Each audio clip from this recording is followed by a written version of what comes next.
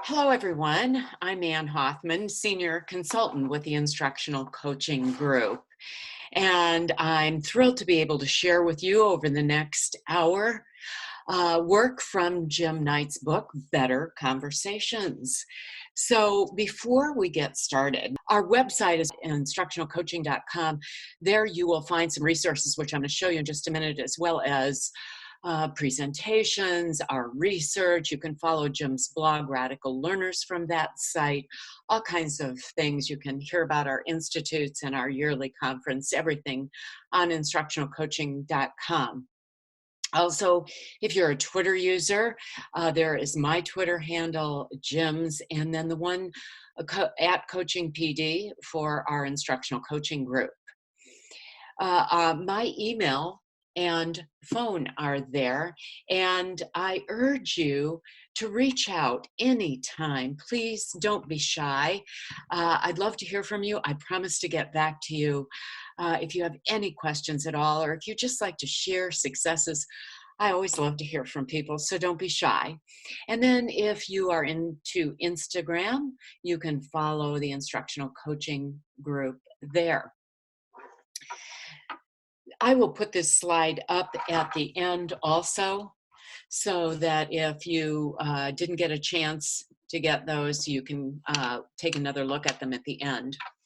So this hour is going to be based on Jim's book, Better Conversations. And I hope you have the book. If you don't, please don't worry. Of course, I'd urge you to buy it. It's got wonderful stuff. It comes with a reflection guide, that spiral-bound book. But if you don't have it, and even if you do, on our site, instructionalcoaching.com, if you scroll over to resources and then down to book enrichment tools, you will see this page. And you can access some of the forms from our reflection guide. And those are free for you, whether you have the book or not. Of course, the book is a fabulous resource. I would urge you to grab a copy if you want, but know that even without the book, we still have some resources that we share with people. Again, that's instructionalcoaching.com. Scroll over to resources and down to book enrichment tools. So when we think about conversations, our schools are really only as good as the conversations within them. And in your life, as Jim so eloquently says when he talks about this work, what brings us the most joy and also the most pain most often always involves a conversation. We can have better conversations, but we get there by practicing, by reflecting on our beliefs, and trying to make our habits effective ones. Because we should be better off for having had our conversations. We should be energized, engaged, and not diminished from them. Conversations are what we do in our profession and outside of our profession. But oftentimes they can be damaging. But we don't have to have those kinds of conversations. We can control our part of the conversation, our role in those conversations. So that's what we're going to look at during this next hour, some simple strategies to build better conversations and our beliefs that support those strategies and habits. It's not about being perfect at this, because none of us are, nor will we ever be. But it is about, as Jim says, being a better version of ourselves. So I want to start by taking a look at 6 beliefs that we share in our book and 10 habits. We're going to start with the beliefs and we'll follow with talking about 10 habits. I'll go into some of those in more depth given the shortness of this time. But before we do, I'd like you to think about a very important conversation you might have coming up and what you hope would come out of that conversation. Maybe it's a personal one with a family member. Maybe it's a professional one, but it's one that you think is pretty important. So keep that in mind as we go through this next hour, I'll ask you to come back to that as you think about it. So let me share some guiding questions, kind of where we're going during this next hour. And typically we do this workshop in 1 or 2 days, so this will be an overview, a snippet of our work on better conversations. So we're going to talk about why is it so important, which may seem like a moot point, but I'm going to share some facts with you. What are the 6 better conversation beliefs in Jim's book, and what are yours? Ours may not be yours, but what are yours? Do you agree with the ones I'm going to share? Do you have others? Because your beliefs truly guide your actions. Then we'll look at what habits we can build to support those beliefs. It's easy to say, I believe in something. It's sometimes harder to live it. And so we'll talk about how we can apply those habits to our conversations. So let's start with that why. This is really the world we live in now. I'm guessing that some of you have unfriended someone or avoided someone in the last 6 months or a year. That word unfriended didn't even exist 10 or 12 years ago. And so this is our world now. And while we are certainly more connected than ever before, you think about Facebook, that platform is, I think it's about 2.5 billion, bigger than any country. And it's because people have a desire to be connected. And while the internet connects us, it can also isolate us. It can also promote disconnection. We can sit in a room for 24 hours and talk to people all around this globe without really ever having a relationship with them or knowing them. Communication is central to what we do in schools. You can walk into any building at any time and listen to how teachers talk to students, how teachers talk to each other, how administrators talk to teachers and students. And you can get a feel within minutes listening to conversations about the culture of a building, just listening to those conversations. But really, everything boils down to communication. It's not just in our schools. It is essential for a fulfilled life. It is what makes or breaks relationships, good or bad communication. I want to share a fact with you that I think we're probably all feeling right now. We are more polarized, more divided than we ever have been in history. From Pew Research, but take a look at the date, 2014. I am guessing we feel that even more today, 6 years later. Now, I am a proud, longtime, much as I hate to admit it, member of AARP, who did a study. And in this study, they found that 1 in 3 adults experience loneliness. And the most chronically lonely group is 45 to 50-year-olds. Not sure why that is. Maybe it's when kids often leave home, but interesting to take a look at that. But let's shift to the other end of the spectrum. According to Pew Research, 1/3 of adolescents send well over 100 text messages a day. They text often more than they talk. So are we creating that epidemic of loneliness, disengagement, isolation? Now, I don't want you to think, oh my gosh, this webinar is a Debbie Downer. She's really negative, because that's so not true. What we're going to talk about is how we can have better conversations. There is lots of reason for hope. I think we all want to be better versions of ourselves. And it really truly boils down to those relationships we have.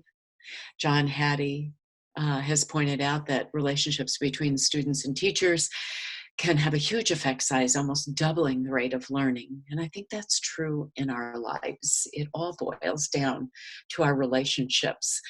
But as John Gottman says, they don't just happen. They develop one encounter at a time. And that's what we're going to be talking about for this next hour. How we do that, what our beliefs are that guide those encounters that we make each and every day in each and every conversation. Now, a question that we sometimes get is, wow, if I try and really work at this, won't I look like a fake? And you know what? You will, if you are not authentic. So what we do needs to be based on your beliefs, because that's where you'll be authentic, knowing what you believe in and acting on those beliefs. And I love this quote from Maya Angelou, that people forget what you say, what you did, but they don't ever forget how you make them feel. So again, keep that very important conversation in mind. And I want to now take a look at the 6 beliefs in the Better Conversations book. You don't have to have that book in front of you. And there's much more in the book, but I'm going to share those 6 beliefs with you. See if they are yours. Beliefs matter. They guide our actions. We are what we believe in. If you are an administrator and you believe in instructional coaching, your actions are much likely to be supportive of that. So our beliefs truly do guide our actions. So let's take a look at the 6 beliefs from Better Conversations. Belief number 1, I see others as equal partners in conversations. We are not equal. I have skills you have skills I don't have, you have skills others have that you converse with every day. But we all value as human beings. So our conversations more top-down in nature, where we might be trying to persuade or convince or tell, or are they more of a partnership approach? And granted, both conversations are appropriate, but are we sometimes more top-down when we could be more partnership in our approach? So when we think about equality, do I give people the status they deserve? When people are in conversations with us, consciously or subconsciously, they're always measuring their status with us. Do I measure up? Am I good enough? What do they think of me? So do we honor people's status as a way to exude and breathe equality? Do we try and understand their needs, or are we there just to persuade? I think buy-in is often a fancy word for persuasion. Do we come in as the expert, thinking we have all the answers or feeling like we have to have all the answers? Because no one is an expert, but we all have expertise. So do we honor the other person's expertise, even as we share our own? Now, not every conversation can be one of equality. If you and I are standing on the street corner and you step off the curb to cross the street and I see a big truck barreling down, I'm certainly not going to stop to honor your status, to think about your expertise. I'm going to have a very top-down conversation with you in the moment. But can we be more partnership when appropriate? Because as Jim says in his book, The Impact Cycle, how coaches interact with others is certainly as important as what they do. So if you are a coach, or for all of us in coaching, if we see ourselves as experts and we believe that teachers just need to buy into our fabulous advice on what they're doing right and wrong, then we're probably going to get a lot of resistance. I want to share with you, before we move on to belief number 2, a wonderful video. It's actually a Canadian Tire Company commercial. And it, on the surface, breathes and looks like a lot of inequality, but it truly is about equality in the seeming face of inequalities. Enjoy. It's just about a minute long.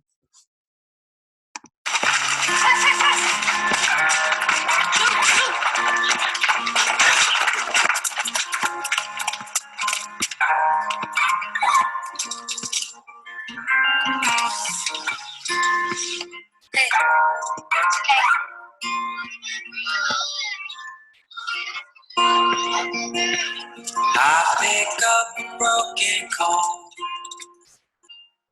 running through my thin gray hair. Oh, I don't have any plans to move. I'm not going anywhere. Well, I should have seen this coming. Don't know why I'm surprised. When the best of us steps up, our nation stands a little taller. All but forgiven. So, thinking about equality, how do you treat others as deserving of status in your conversations, and thinking about that conversation you have coming up? How do you work toward an outcome that everyone embraces, even if it's not your own outcome?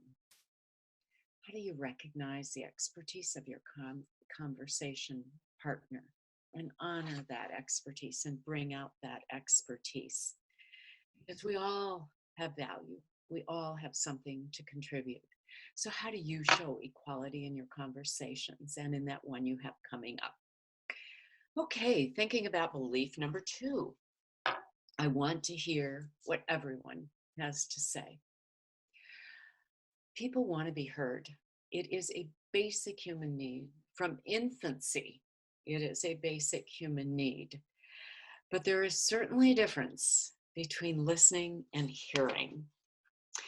And I want to share with you a study that was done by Shane Lopez. This is Shane Lopez. Unfortunately, he's no longer with us, but he worked for Gallup, and he replicated a study first done by Marcus Buckingham about employee engagement.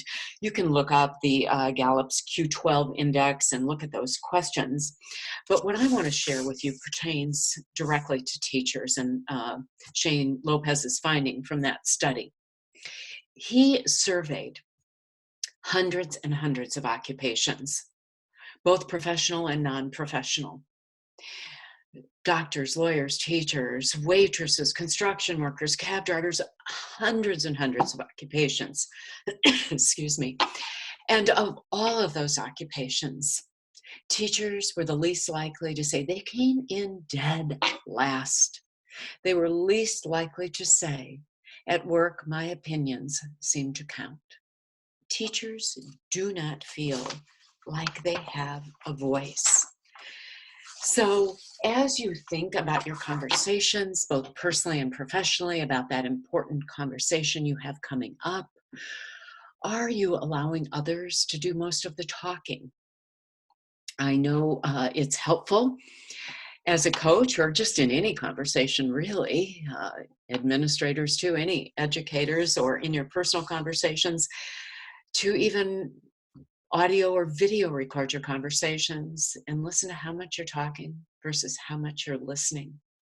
It can be eye-opening. I know it has been for me. And am I fully present during conversations? It's so easy to be distracted by our devices or thinking about what we're going to say next. And I love, as Mary Lou Casey says, sometimes people just need a good listening to. So belief number 3, I believe others should have a lot of autonomy. Take a look at this, and I know this was from a while ago, but I think it hasn't changed. In 2003, according to the U.S. Department of Education, teachers felt like they had a lot of autonomy, high degrees of decision making with regard to what and how they were teaching. And it dropped a lot over those next few years. And I am guessing it has not gone up and perhaps dropped further. So when we think about giving people autonomy, what are we afraid of? I know for me, I can honestly admit, especially when I think about when I was raising my two sons, it's control. If I give up autonomy, I lose control. What if they make the wrong decisions? What if they make decisions I don't agree with? But we know, adult to adult, what's the surest way to get someone to resist? It simply is to be told what to do. We all tend to resist when things come at us with a very top-down approach. Daniel Pink, in his work Motivation, which I'll talk about in just a minute, talked about really people are going to do what they want anyway. We as adults will make those choices. But what Daniel, getting back to Daniel Pink, sorry, I digressed a minute. What Daniel Pink said in his book Drive on motivation is that there are three components. One, people have to feel like they have some autonomy, some voice, and some choice. They have to feel like they're making progress, that they can do it, that they're moving forward. And third, they have to feel a sense of purpose, that it's toward the greater good, that they care about it, that it drives their work, as his title says. And Daniel Pink studied the work of Edward Deci, and I want to share with you some things from Edward Deci's book on why we do what we do, understanding self-motivation. With regard to autonomy, what Deci said is control does not work. And I know there are a lot of words on this screen, but pay attention in particular to the ones in red. Edward Deci in his book says control is easy. Oh, it's much easier. Sounds tough, feels reassuring, but it doesn't work. That reliance on rewards and punishments to motivate has failed, and we know that from the research. And if you go down to the end, it just exacerbates rather than helps. And as Daniel Pink says in his work, control leads to compliance, whereas autonomy, when people have voice and choice, they are truly, truly more engaged. And if we control people, we diminish them. It makes them feel less than. And as Peter Senge talked about in the fifth discipline, if we don't ever allow people to have autonomy, to make voice or to have voice and make choices, then when we do allow it, it doesn't have a whole lot of meaning. So it doesn't work, it diminishes people, but it doesn't mean we can just do what we want. Autonomy is really about being responsible and accountable, what we refer to as responsible autonomy.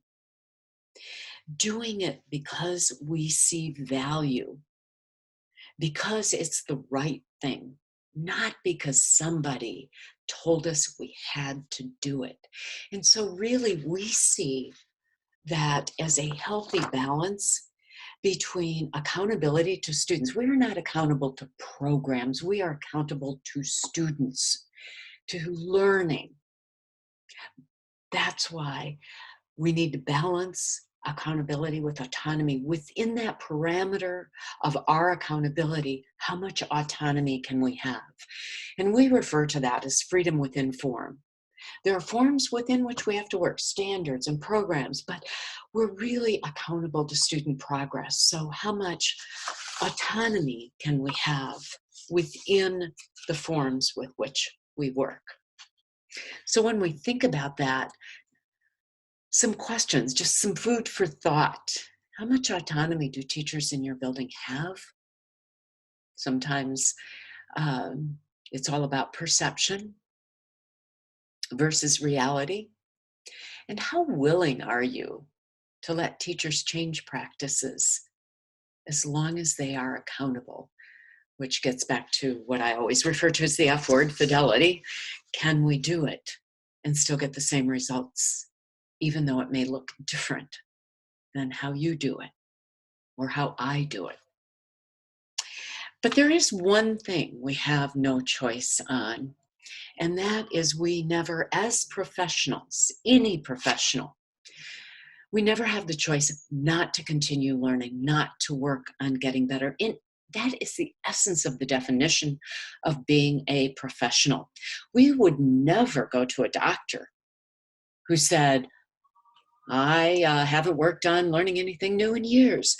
Doctors owe it to their patients to always be learning, to get better at what they do. And we certainly owe that to our students as well. So thinking about your upcoming conversations, all of your conversations in life, do you try when possible to refrain from telling people what to do versus offering choices and honoring voice? Do you think with others?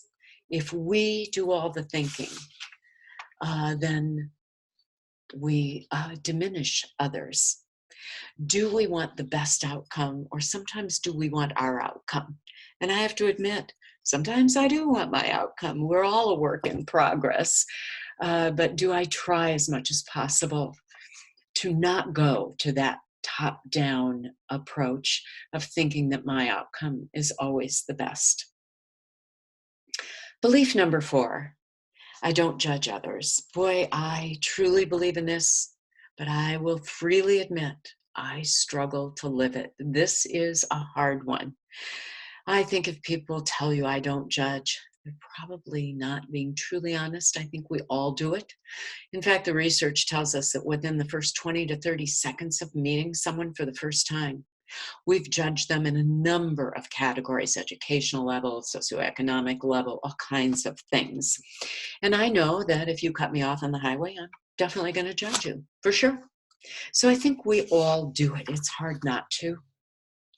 But we also know that judgment is a learning killer. It is a conversation killer. It stifles conversation. And as Margaret Wheatley says, it's not our differences that divide us. It's our judgments about each other. And that is so true when you think about it. And as Michael Fullan says in this book, there are ways to roll your eyes without really rolling your eyes. People know when they're being judged. They feel when they're being judged. So as we think about this belief, and as you think about those conversations you have coming up, do you listen without making assumptions first? Hard to do, I know. Do you avoid giving unsolicited advice? I know John Gottman talks about we should not be giving people advice unless they ask for it. I'm sure my husband wishes I paid more attention to that one. Do we seek the opinions of others? Do we honor them by doing that and thinking together? So belief number 5, our conversation should be back and forth. And what is it we most love to talk about? Ourselves. So when you think about conversations, do we have dialogue or do we have monologue? Is it more me and less we, or less us or less you? So I want to talk about a book that's had a huge, huge influence on Jim's work. And that is Pedagogy of the Oppressed by Paulo Freire. Some of you may be very familiar with this book. And I want to share with you from this book what Freire talks about has to be in place for true dialogue to occur. So here are those 5. He talks about humility. Do we enter conversations with humility? Do we go in as a learner? Do we want to get things right versus being right, that we don't always feel like we have the answers. For true dialogue, Freire talks about not just humility, but faith. As I said, do we go in as a learner? Do we have faith that our partner in conversation has something to add? They hold wisdom and knowledge, that our ideas flow back and forth. Because I can't teach another, as Freire says in his book, unless I believe that they have something to teach me. I think that's such a powerful part of his writing. And critical thinking, are we sharing ideas back and forth? Are both brains working? Are we honoring each other? If I'm doing all the talking, if it's a monologue, chances are I'm doing all the thinking. And hope. Do we go into a conversation with hope that we're going to come out better off for having had it, that there are possibilities for a better future? Or do we think that, oh, we're just going to go in and say, oh, things will never get better. So and so will never change their ways.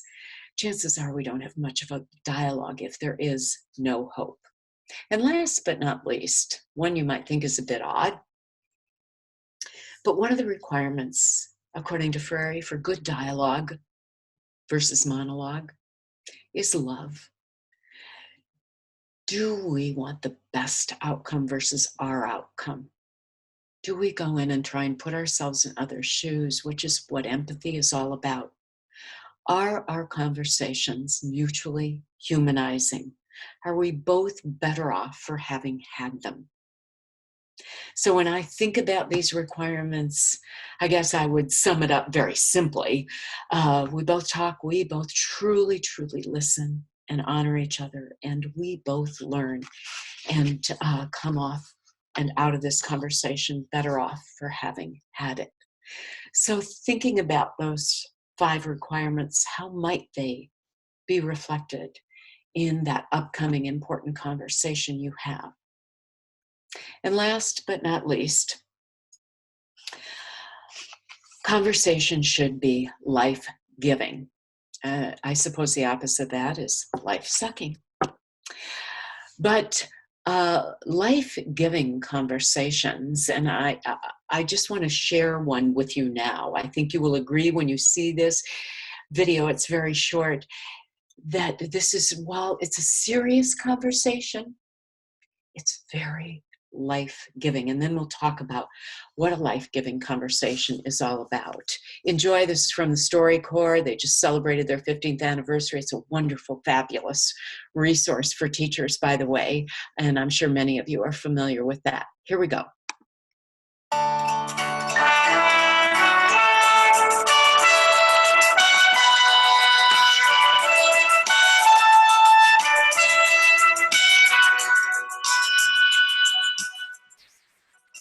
When you found out you were pregnant with me, like, what did you think? I was very happy and I was also scared Why were you scared? because I had never been pregnant before. I never had really an idea of how to care for a baby.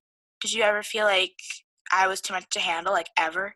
No, I think because I'm different, it might seem hard for me, but I was going to give it all I got no matter what.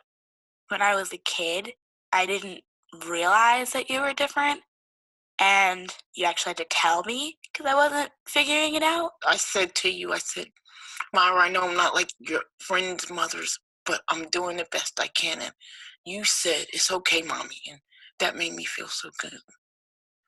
Has my disability affected your life? I guess, like, when I was little, you had to go in for my parent-teacher conference, and, like, as a disclosure, I was like, my mom's disabled, but the day after the interview, my teacher said that you seemed really intelligent, and that made me feel embarrassed. Why? Because I kind of felt bad that I had said that, and then you'd gone and you'd been fine. No offense taken. You were just giving her heads up, right? Yeah. What's the hardest thing that you've overcome? Being hurt from people. Not physical, but just Like emotionally? Yeah.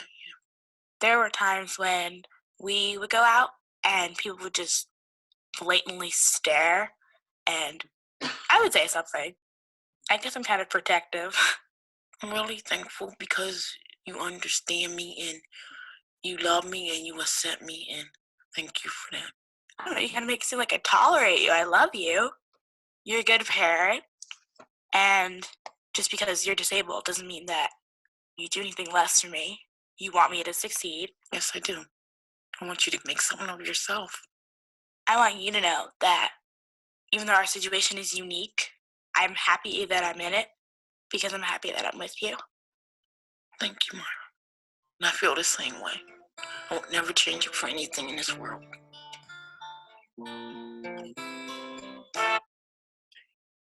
It's a beautiful video. But when we think about life alienating or life sucking conversations, really they are ones where we may be judging people. And as we talked about, people know when they're being judged, but yet it's one of those beliefs that is a tough one for sure.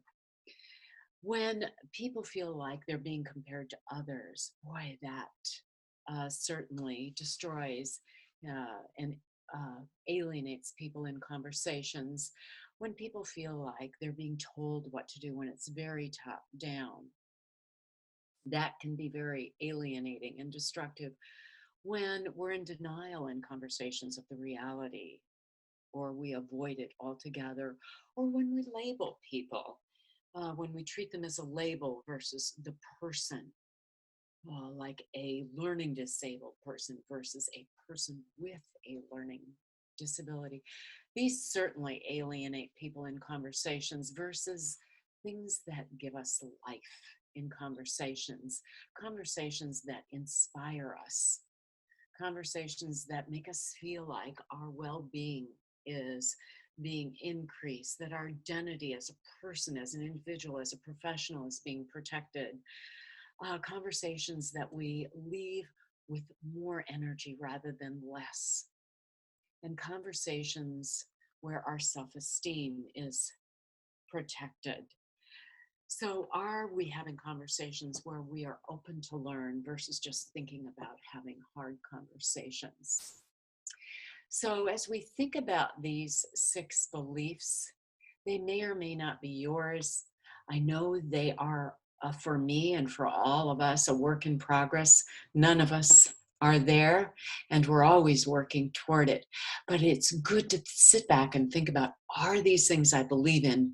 So how can I work hard to actually live them? Because to be authentic, again, you have to know what you believe. So let's talk about those actions that go with the beliefs. And I want to talk about habits. There are 10 in our book, but I first want to talk about what a habit is, because it's something we choose to do that we aren't currently doing. We are very deliberate, and we do it, and we do it, and we do it until it becomes part of us. And that's not easy. So choosing to work at something does take time. And I want to share the 10 habits in our book, and they're not in any set order. And if you were to do a book study, you could pick any one of these with a group to take a look at, take a deeper dive, work together on. Demonstrating empathy. And the ones, by the way, in bold, I'll touch on in just a few minutes. We won't talk about all 10, obviously, in this short time. We definitely do that in our workshops, but not in 1 hour for sure. I'll touch on listening. We've talked about dialogue already. We have more in our book on that in the habits part. I want to touch on asking better questions. We talk in our book about making emotional connections, and we use much of the work of John Gottman in that section on connecting emotionally with people and responding to bids. Being a witness to the good, looking for that and paying attention to that. Finding common ground, I will touch on. We need that now more than ever, I think. Controlling toxic emotions and how we keep ourselves out of or redirect those toxic conversations that we might find ourselves in, or how do we avoid them so we aren't in them. And last but not least, I'll touch on building trust. So I just want you to know that in the reflection guide, as well as that site that I gave you where the free forms are, you have access to the reflection forms that go with these habits. There are 3 for each habit, where we have forms for looking back at that habit, how you do it, how you've done it in the past, looking at that habit, how you might currently be doing it, and looking ahead about how you might think about that habit in the future. Just wanted you to know you have access to those at instructionalcoaching.com. I want to talk briefly about empathy. Empathy is really standing in someone else's shoes, putting ourselves in their shoes. And Roman Krasnarek, in his book on empathy, says that empathy is the art of stepping imaginatively. And I love that word because we have to imagine because we can't really do it. But stepping imaginatively into the shoes of another person, understanding their feelings and perspectives, and using that to guide our actions. So as you work with others, can you put yourself in their shoes? As teachers, can we put ourselves in the shoes of our students? As coaches, can we put ourselves in the shoes of our teachers? As administrators, can we put ourselves in the shoes of teachers? And teachers, can you put yourselves in the shoes of administrators, and vice versa? Brene Brown talks a lot about empathy, and she talks about empathy being a feeling with people, and empathy being very different than sympathy. Empathy fuels connection, as Brene Brown says, whereas sympathy drives disconnection. Sympathy is more about how we personally feel about something. Gosh, I feel bad, I feel sorry, whereas empathy is trying to feel with someone else. Oftentimes, instead of being empathetic, we invent stories about people to fit how we see them, to fit our picture of them. And in the absence of truth, we make up those stories. We make up our own. And I'll just share briefly one story that I made up instead of having empathy. I was coaching a teacher, and it was around implementation in a literacy project. He was a veteran teacher, he'd been there a long time, and he was very reluctant to coaching, pretty resistant. And I made up a story as I struggled to work with him. My story was he was the villain, I was the victim. He had been teaching many years. If he didn't want to learn something new and work at getting better, maybe it was time for him to retire.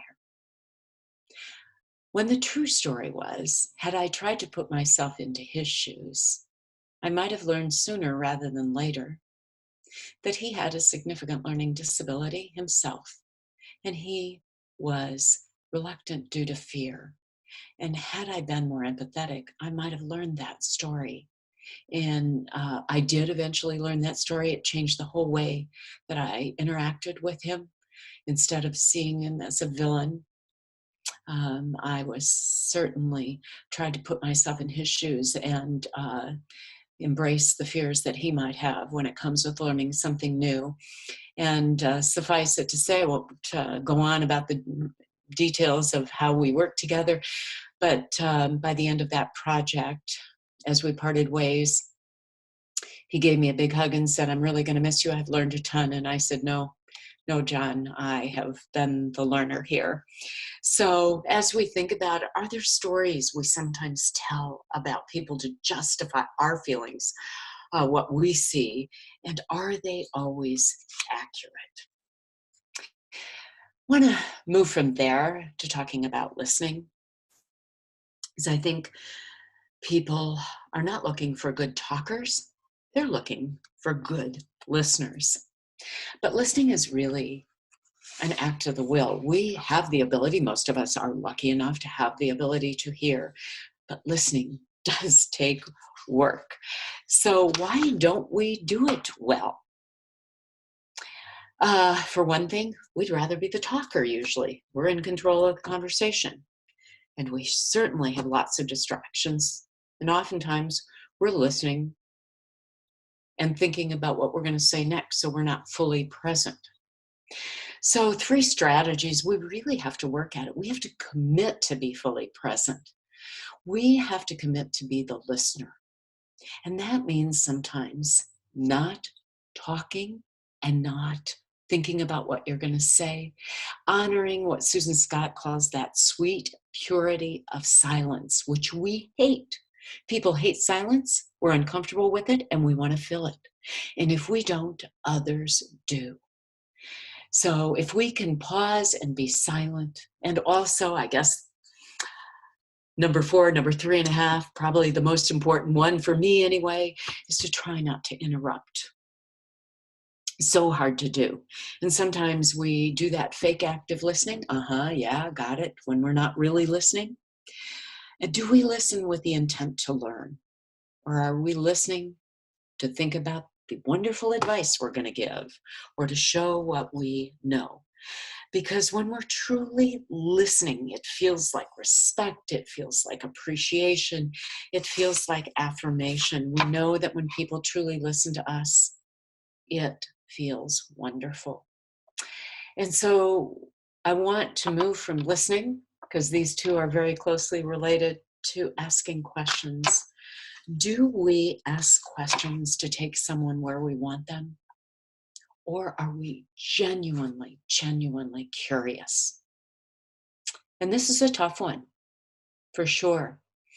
So I want to talk about the work of Michael Bungay Stanier. We have wonderful identify questions when we help teachers set goals, and I would refer you to our webinar with my colleague Michelle Fisher, that's another friend of mine, sorry, Michelle Harris. Don't know how that popped out of my mouth, forgive me.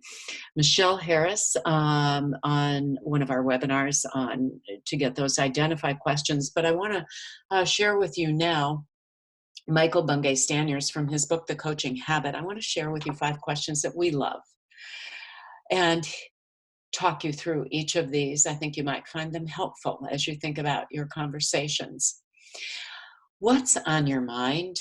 Michael Bungay Stanier calls this the Kickstarter question. It allows people to share their first thoughts, but it's only their first thoughts.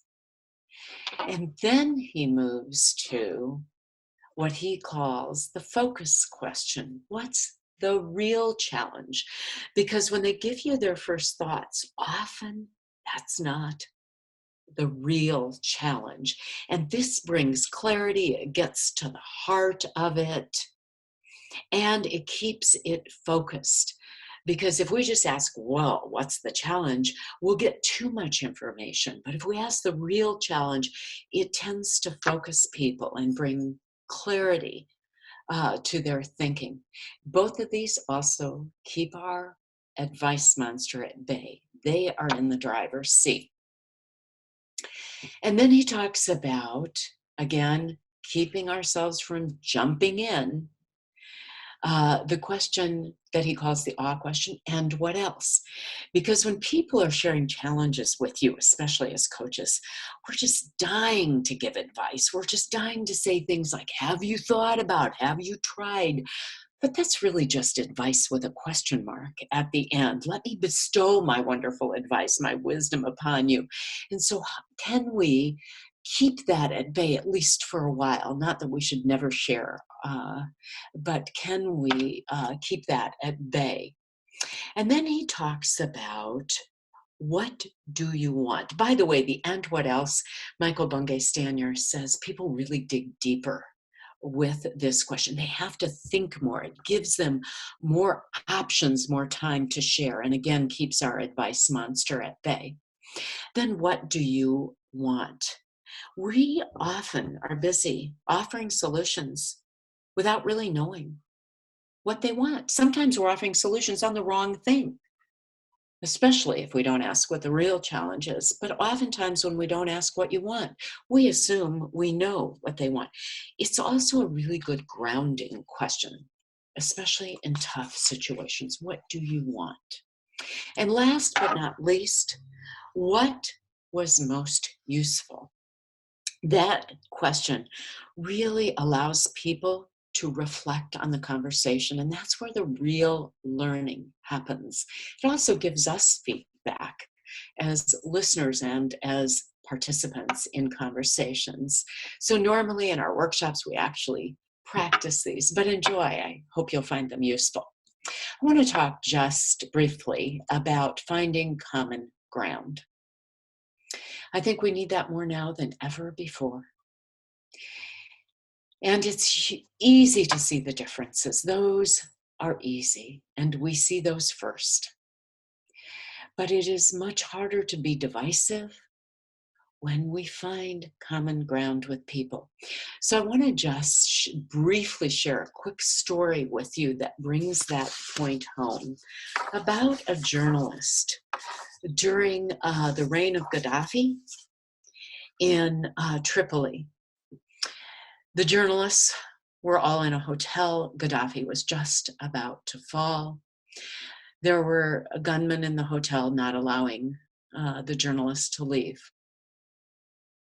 One journalist, they all thought they would die, by the way. One journalist took a moment in Arabic to share a very brief conversation with one of the soldiers about how much she missed her family.